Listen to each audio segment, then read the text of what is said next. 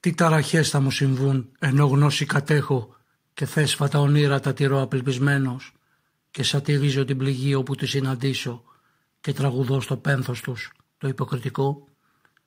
Τι απόκριση δεν έλαβα στα εξαφανισμένα της ιστορίας μου κενά και στις ψυχής μου το ίσο και ανάμεσα σε κομμωδούς και τραγουδών θυσίες αναφορά πιο σκοπτική της ειδικής μου πάσχη. Τι ήρωες αγέροχους, τι ηττημένον σκόμα, δεν είδα μόνο το άρρητο της φύσης μου αστείων που χαίρεται σαν δαίμονα στο παραλήρημά μου, καθώς μεθάει η προσοχή του νότου στο βορρά μου. Τι θα έρθουν κι άλλες συμμογές και θάνατος και μίσος κι εγώ θα κρύβομαι από νου και σε μαρμάρου χώρα θα πελεκώ το λόγο μου, θα ανοίγω την οργή τους. Μα δεν με φτάνει η έκρηξης, όλο απ' τη γη παθαίνω.